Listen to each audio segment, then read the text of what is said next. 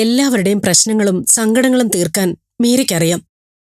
പക്ഷേ സ്വന്തം പ്രശ്നത്തിനൊരു പരിഹാരം കാണാൻ മീരയ്ക്ക് വയ്യ. അതിൽ മറ്റാരും ഇടപെടാനും സമ്മതിക്കില്ല. അങ്ങനെയല്ല ബീനാമേ. ഞാൻ പറയാതെ തന്നെ എന്റെ പ്രശ്നങ്ങൾ നിങ്ങൾ എല്ലാവരും മനസ്സിലാക്കി അത് പരിഹരിക്കാൻ ശ്രമിക്കുന്നുണ്ട്. പക്ഷേ അതിന്റെ പേരിൽ പ്രശ്നങ്ങൾ കൂടുക ചെയ്യുന്നത്. ഞാൻ ആദർശേട്ടനെ കണ്ടിരുന്നു. ഞാൻ എല്ലാവരോടും ആദർശേട്ടനെ കുറിച്ച് മോശമായിട്ട് പറഞ്ഞു കൊടുക്കാണെന്നാ ആദർശേട്ടൻ പറയുന്നത്. ഞങ്ങൾ തമ്മിൽ വഴക്കൊന്നുമില്ല എന്ന് പറഞ്ഞ് എന്നെ ഇവിടെ കൊണ്ടുവന്ന് നിർത്തിയിട്ടും എല്ലാവർക്കും ഞങ്ങൾ തമ്മിൽ എന്തോ പ്രശ്നം ഉണ്ടായെന്നൊക്കെ മനസ്സിലായത് ഞാൻ പറഞ്ഞതുകൊണ്ടാണെന്നാ ആദർശേട്ടൻ വിശ്വസിക്കുന്നത്.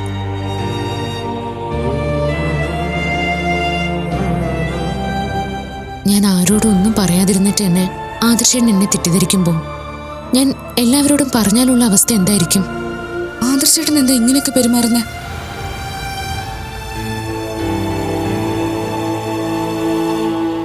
ഇക്കാലത്ത് ഇങ്ങനെ ടോക്സിക് ആയിട്ട് ബിഹേവ് ചെയ്യാൻ ഇത്രയും എക്സ്പോഷർ ആയിട്ടുള്ള ആദർശേട്ടന് എങ്ങനെ സാധിക്കുന്നു? ആദർശേട്ടൻ അങ്ങനെ കുഴപ്പങ്ങളുള്ള ആളൊന്നും അല്ല. പക്ഷേ ഇപ്പൊ എന്താ സംഭവിക്കുന്നതെന്ന് എനിക്കും അറിയില്ല. മനുഷ്യരുടെ മനസ്സിനകത്ത് എന്തൊക്കെയാ ഉള്ളതെന്ന് ആർക്കറിയാം? അതെ, ഓരോ സമയത്തും ഓരോ മുഖംമൂടികൾ. സ്വയം എന്താണെന്ന് അവനവന് പോലും തിരിച്ചറിയാൻ പറ്റാത്ത അവസ്ഥ. അതാണിപ്പം ജീവിതം. ഹരിയേട്ടൻ ഇനി എന്തായാലും ഇവരുടെ കാര്യത്തില് സീരിയസ് ആയിട്ട് തന്നെ ഇടപെടണം, അല്ലെങ്കിൽ ശരിയാവില്ല. അതെ, അതെ ആന്റി, എന്റെ അഭിപ്രായം.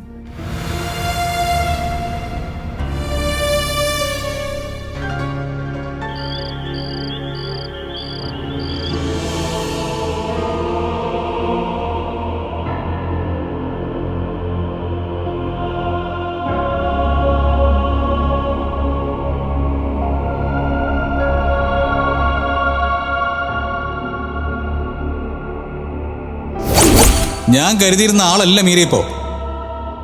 എൻ്റെ വീട്ടില്, എൻ്റെ അമ്മയുടെ മുമ്പില്, സ്റ്റാഫുകളുടെ മുമ്പില്, എല്ലാവരുടെ മുമ്പിലും നീ എന്നെ നാണം കെടുത്തിയത് പോരാഞ്ഞിട്ട് ഇപ്പൊ തൻ്റെ വീട്ടുകാരുടെ മുമ്പിലും എന്നെ ഒരു ദുഷ്ടനാക്കി മാറ്റാൻ ശ്രമിക്കില്ലേ താൻ?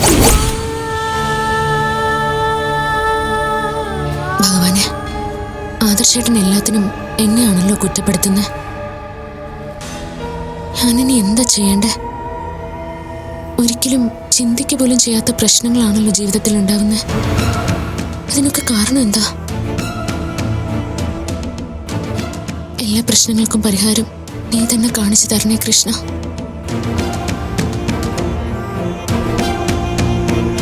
ഞാനിവിടെ വന്ന് നിൽക്കുന്നതിന്റെ പേരില് അച്ഛനും ബീനാമയും വിഷമിക്കുന്നുണ്ട്. അവരുടെ സങ്കടം മാറ്റാൻ എന്നെ കൊണ്ട് സാധിക്കുന്നില്ലല്ലോ.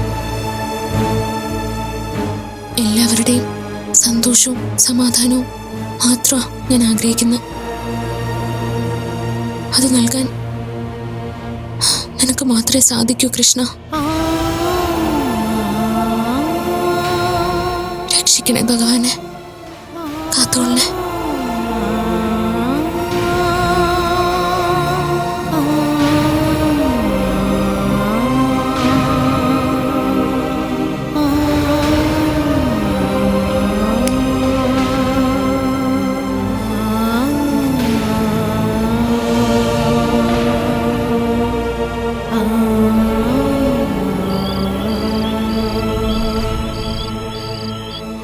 ഞാനെന്ന് കരുതിയതെല്ലാം ശരിയായിരുന്നു. ആദർശേട്ടനും മീരയും തമ്മില് എന്തൊക്കെയോ വലിയ പ്രശ്നങ്ങളുണ്ട്. അതിന്റെ പേരിലാ മീര വീട്ടിൽ വന്ന് നിൽക്കുന്നത്. അപ്പൊ മോള് ചോദിച്ചപ്പോ മീരയെല്ലാം തുറന്നു പറഞ്ഞതാണോ ഈ പറയുന്നത്? അതെ, മീരയുടെ സ്വഭാവം നിങ്ങൾക്ക് എല്ലാവർക്കും അറിയാവുന്നതല്ലേ. അവൾക്ക് ആരോടും നുണ പറയാൻ അറിയില്ല. അതുകൊണ്ട് ഞാൻ ചോദിച്ചപ്പോൾ അവൾക്ക് മറയ്ക്കാൻ പറ്റിയില്ല. എന്നാലും ആദർശനെ കുറിച്ച് എങ്ങനെയൊന്നും അല്ല കരുതിയിരുന്നത്. വീട്ടിൽ കൊണ്ട് വിടാൻ പാകത്തിനൊരു തെറ്റ് മീര ചെയ്യുമെന്ന് എനിക്ക് തോന്നുന്നില്ല. പിന്നെ എന്തിനു വേണ്ടിയായിരിക്കും ആദർശ് അങ്ങനെ ചെയ്തത്? എന്തോ ഒരു സമയദോഷം മീരമ്മക്ക് വന്നിട്ടുണ്ട്. അതുകൊണ്ടാണ് ഇങ്ങനെ ഓരോന്നും സംഭവിക്കുന്നത്. അത് ശരിയാ. ആരെ അതിശയിപ്പിക്കുന്ന ജീവിതമായിരുന്നില്ലേ മീരയുടെ ആദർശിന്റെയും? അതുകൊണ്ട് ആരെങ്കിലും കണ്ണു കിട്ടിയതാവും.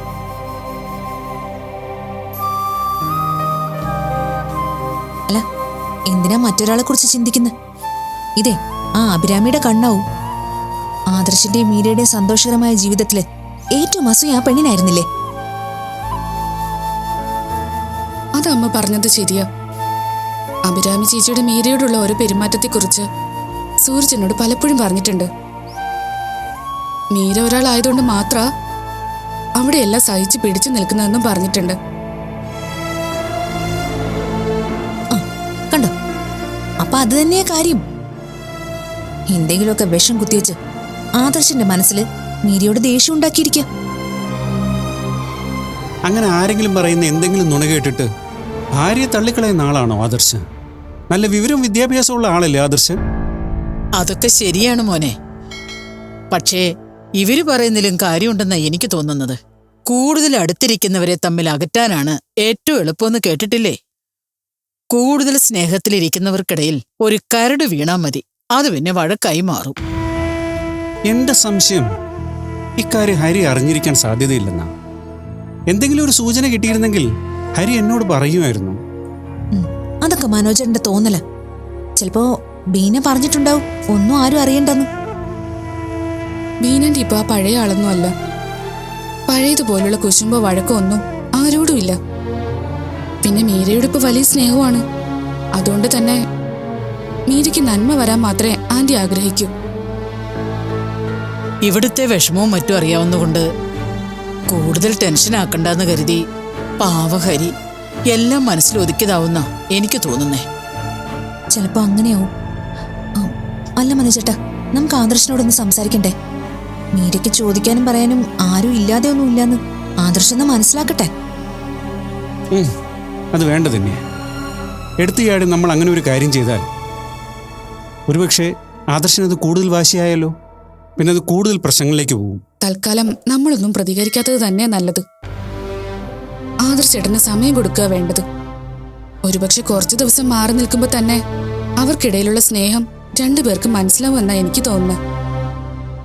അടുത്തുള്ളപ്പോ നമുക്ക് വേണ്ടപ്പെട്ടവർ എത്രമാത്രം പ്രിയപ്പെട്ടതാണെന്ന് നമുക്കറിയാൻ പറ്റിയെന്ന് വരില്ല.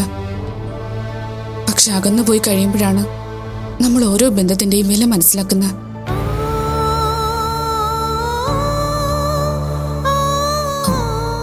അതൊക്കെ ശരിയാ.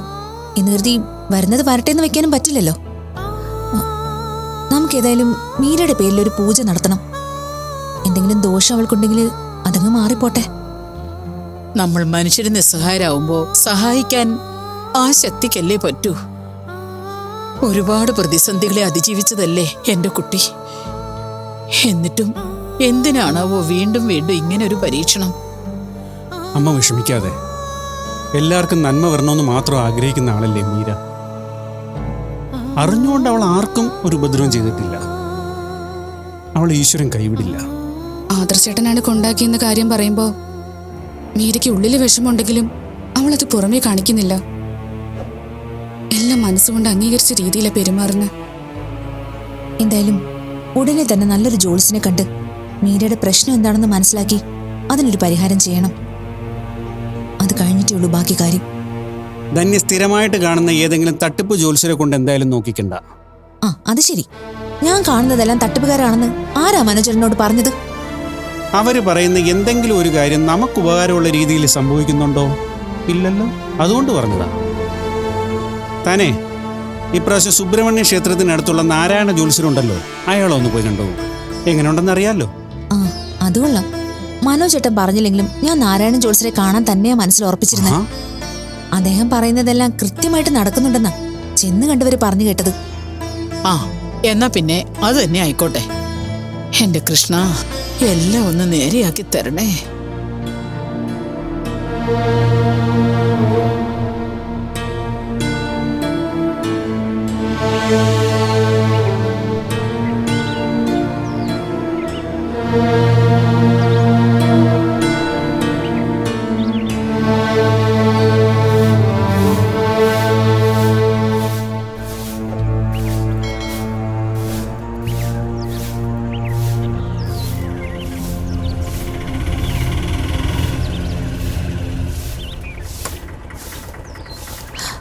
എത്രയായി? 100.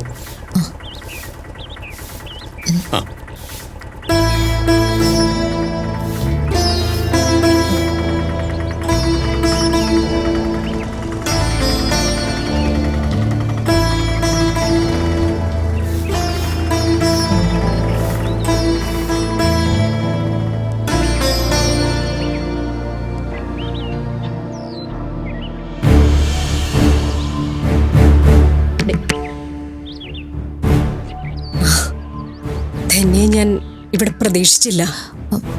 ഞാൻ ബീനെ. മീരയുടെ ജീവിതത്തിൽ ഓരോ പ്രശ്നങ്ങൾ വരുന്നത് എന്തെങ്കിലും ദോഷം കൊണ്ടാണെങ്കിൽ അത് ചോദിച്ചറിഞ്ഞ് പരിഹാരം ചെയ്യാനാ ഞാൻ വന്നത്. ഞാനും മീരയുടെ കാര്യം ചോദിക്കാനാ വന്നത്. ആ ആണോ? എന്റെ മോളെ എനിക്ക് നഷ്ടപ്പെടുന്ന അവസ്ഥ വന്നപ്പോ ഞങ്ങൾക്കൊപ്പം നിന്ന് അവളെ ജീവിതത്തിലേക്ക് തിരികെ കൊണ്ടുവന്നത് മീരമോള.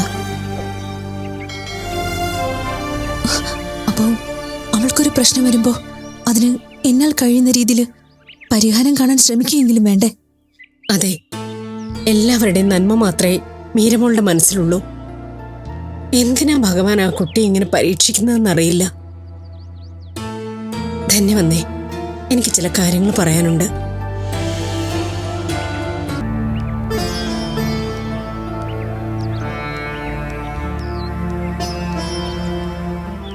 എന്താ ബീനെ?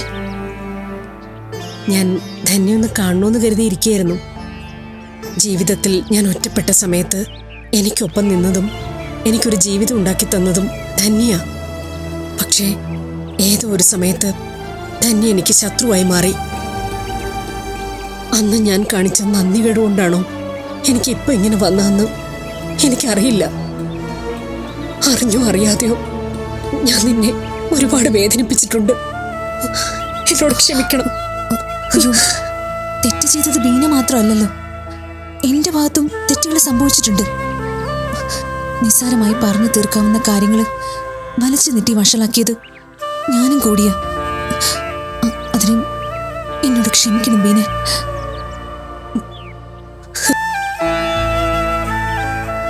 എന്തും തുറന്നു പറയാനും പരസ്പരം താങ്ങാകാനും കഴിയുന്ന നല്ലൊരു സൗഹൃദം ഇത്രയും വർഷം നമ്മൾ നശിപ്പിച്ചത്. അതെ, ബീനോട് ഇതുവരെ പറഞ്ഞില്ലെങ്കിലും ബീന ഇപ്പൊ പറഞ്ഞ അതേ കാര്യം മനസ്സിൽ പറഞ്ഞു ഞാൻ സ്വയം ശപിച്ചിട്ടുണ്ട്. നമ്മുടെ വഴക്കം വാശിയും ഒന്നുകൊണ്ട് മാത്രം നമ്മുടെ മക്കളുടെ ജീവിതം ഇങ്ങനെയായത്. ഞാൻ വിദ്യമോളെ അംഗീകരിച്ചിരുന്നെങ്കിൽ എന്റെ സൂരജ് നാട് വിട്ട് ജോലിക്ക് പോവായിരുന്നില്ല. എങ്കിൽ എനിക്ക് അവനെ നഷ്ടമാവുമായിരുന്നില്ല. വിഷമിക്കാതെ ബീനെ. ബീനയ്ക്ക് മകനെ നഷ്ടമായപ്പോ എനിക്കും എന്റെ മോളെ നഷ്ടമായെന്ന് വേണം പറയാൻ. വിദ്യ എനിക്ക് ഒപ്പമുള്ളത് ശരിയാ, പക്ഷെ അതെന്റെ പഴയ വിദ്യയല്ല. ചിരിയും സന്തോഷമൊന്നുമില്ലാത്ത എന്റെ കുഞ്ഞിന്റെ ഒരു രൂപം മാത്രം. എനിക്കറിയാൻ തന്നെ വിദ്യ ഇപ്പോ എനിക്കെന്റെ മകള് തന്നെയാ. ഇനി അങ്ങനെ കാണാനേ എനിക്ക് സാധിക്കൂ. അവൾ എന്റെ സൂരജിനെ ഇത്രയും സ്നേഹിച്ചിരുന്നു എന്ന് ഞാൻ കരുതിയില്ല. തെറ്റുകള് രണ്ടുപേരുടെ ഭാഗത്ത് സംഭവിച്ചിട്ടുണ്ട്. അതിനെ എടുത്തു പറയാനൊന്നും ശ്രമിക്കണ്ട. നമ്മൾ കാരണം വേദനിച്ച ഒരുപാട് പേരുണ്ട്. അവർക്കിനി വിഷമിക്കാൻ അവസരം കൊടുക്കാതെ നോക്കാം. അതല്ലേ നമ്മളെ കൊണ്ട് സാധിക്കൂ. അതെ, എന്റെ ജീവിതത്തിലെ ഏറ്റവും വലിയ നന്മ ഹരിയേട്ടന്റെ ഭാര്യയായതാ. എന്റെയും എന്റെ മോന്റെയും ജീവിതം മാറിയത് തന്നെ ഹരിയേട്ടന്റെ ജീവിതത്തിലേക്ക് വന്നതിന് ശേഷം. അതിന് കാരണമായത് ധന്യ. നമ്മൾ ഒന്നിച്ചു നിന്നാ ഒരുപാട് സന്തോഷങ്ങൾ നമുക്കും ഉണ്ടാവും. തെറ്റുകൾ എല്ലാവർക്കും സംഭവിക്കാൻ ബീനെ. അത് മനസ്സിലാക്കിയാൽ തിരുത്താൻ മനസ്സ് കാണിക്കണം. അതാ വേണ്ടത്. പരസ്പരം നമ്മൾ ഒരുപാട് അകന്നു പോയെങ്കിലും മനസ്സുകൊണ്ട് അകലം വന്നിട്ടില്ല എന്നുള്ളതിന്റെ തെളിവല്ലേ നമ്മൾ രണ്ടുപേരും ഒരുപോലെ ഇവിടെ മീരയുടെ കാര്യം നോക്കാൻ വന്നത്. അത് ശരിയാ. ഇപ്പൊ എന്നെ ഏറ്റവും കൂടുതൽ വേദനിപ്പിക്കുന്ന കാര്യോ മീര. ഒരമ്മയുടെ സ്നേഹം പൂർണ്ണമായിട്ട് ഞാൻ അവൾക്ക് കൊടുത്തിട്ടുണ്ടോ എന്ന് ചോദിച്ചാ ഇല്ലാന്ന് വേണം പറയാൻ. പക്ഷേ ഒരു മകളുടെ എല്ലാ കടമകളും 100% ആത്മാർത്ഥതയോടെ മീരമോള് ചെയ്തിട്ടുണ്ട്. അവളുടെ പ്രശ്നങ്ങളെല്ലാം മാറി നല്ലൊരു ജീവിതം അവൾക്കുണ്ടാവണം. അതാ എന്റെ പ്രാർത്ഥന. ഞാനും അത് തന്നെ ആഗ്രഹിക്കുന്ന. എല്ലാവരുടെ നന്മ മാത്രം ചിന്തിക്കുന്ന പാവമാണ് മീര. മീരയുടെ ഇപ്പോഴത്തെ അവസ്ഥയും അമ്മ ഉൾപ്പെടെ എല്ലാവരും വലിയ വിഷമത്തില്. അതാ മോൾക്ക് എന്തെങ്കിലും ദോഷമുണ്ടോ എന്ന് നോക്കി പരിഹാരം ചെയ്യാൻ ഞാനും ഇറങ്ങിയത്. ഏതായാലും ഇവിടെ നിന്ന് നമുക്കൊരു പരിഹാരം കിട്ടാതിരിക്കില്ല. വർഷങ്ങളായി നിന്നിരുന്ന വലിയൊരു സങ്കടം ഇപ്പം മാറിയില്ലേ? അതുപോലെ മീരമോളുടെ കാര്യത്തിലും പരിഹാരം ഉണ്ടാവും. മീരമോളുടെ കാര്യത്തിലും സൂരജിന്റെ കാര്യത്തിലും നമുക്ക് കാര്യങ്ങൾ അറിയാം. സൂരജിന്റെ ഗൃഹനിലയും ഞാൻ അയച്ചു കൊടുത്തിട്ടുണ്ട്. നമ്മളിപ്പോ ചെല്ലുമ്പോ എല്ലാം നോക്കി കൃത്യമായിട്ട് ജോത്സ്യർ പറഞ്ഞുതരും.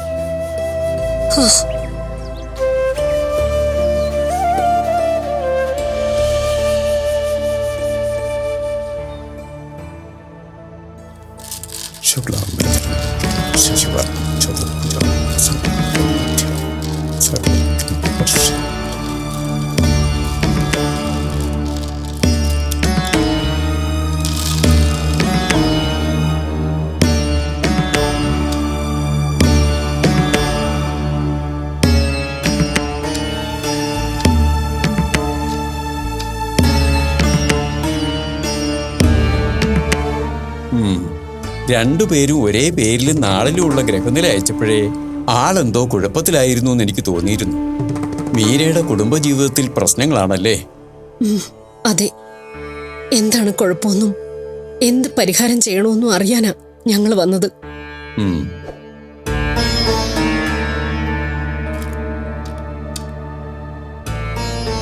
ഈശ്വരാധീനം കുറഞ്ഞു നിൽക്കുന്ന സമയമാണ് അത്. പക്ഷേ പ്രാർത്ഥനയുടെ കുറവോ അശ്രദ്ധയോ ഒന്നുമല്ല. ഇത് കാലദോഷത്തിൽ സംഭവിക്കുന്നതാ.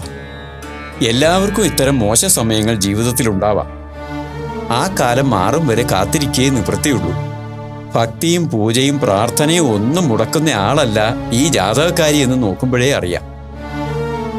എന്തൊക്കെ നഷ്ടങ്ങളും കഷ്ടങ്ങളും ഉണ്ടായാലും തൻ്റെ ഭക്തരെ രക്ഷിക്കാൻ ഭഗവാൻ ഏതറ്റം വരെയും പോകും. അതുകൊണ്ട് മീരയെ രക്ഷിക്കാനും ഭഗവാൻ ഉണ്ടാവും. ഈ മൗഢ്യം ഒന്ന് മാറും വരെ ക്ഷമയോടെ കാത്തിരിക്കുക. ഇനി സൂരജ നാളുടെ നോക്കാനുണ്ടല്ലേ? അതെ.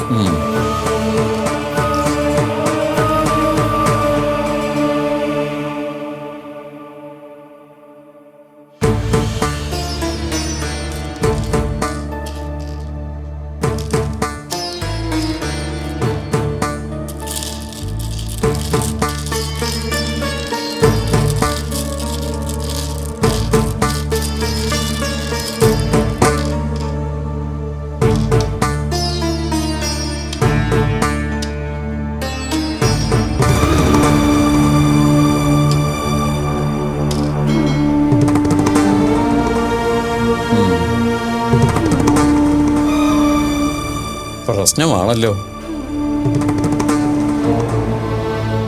ആളെവിടെയുണ്ട്? സൂരജ് എവിടെയാണെന്ന് അറിയില്ല. ആളെ കാണാതായിരിക്കുക. അങ്ങനെയാണോ?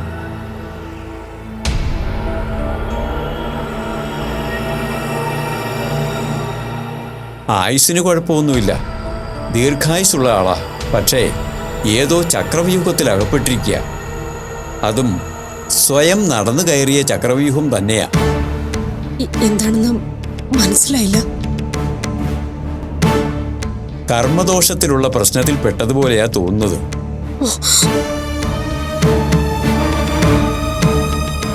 സാരമില്ല, ആള് തിരിച്ചെത്തും. പക്ഷേ ചില തടസ്സങ്ങൾ കാണുന്നുണ്ട്. അത് തരണം ചെയ്യാൻ സാധിക്കണം. തടസ്സങ്ങൾ മാറാൻ എന്തെങ്കിലും പരിഹാരമുണ്ടോ? പ്രാർത്ഥിക്കുക. തീർച്ചയായും വഴി തെളിയും. ഭഗവാൻ കാണിച്ചു തരുന്ന വഴിയെ മുന്നോട്ട് പോവുക. എങ്കിലും ശ്രദ്ധിക്കണം, പല ചതികളും ഉണ്ടാവും. ഏറ്റവും എളുപ്പമെന്ന് തോന്നുന്നത് ഏറ്റവും ദുർഘടമാകുമെന്ന് കേട്ടിട്ടില്ലേ? അങ്ങനെയാ കാണുന്നത്. അല്ല, വേറെന്തെങ്കിലും അറിയാനുണ്ടോ? ഇവരുടെ പ്രശ്നങ്ങൾക്ക് പരിഹാരമായ ബാക്കിയെല്ലാം തനിയെ പരിഹരിക്കപ്പെടും. മുരുകാ, നീ തന്നെ തുണ.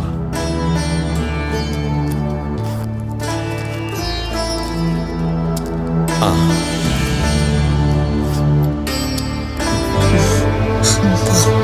ശരി.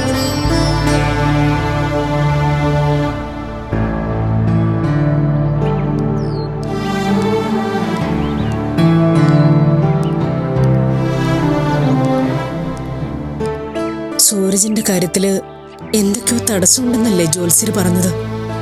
എന്തായിരിക്കും ഈശ്വര തടസ്സം?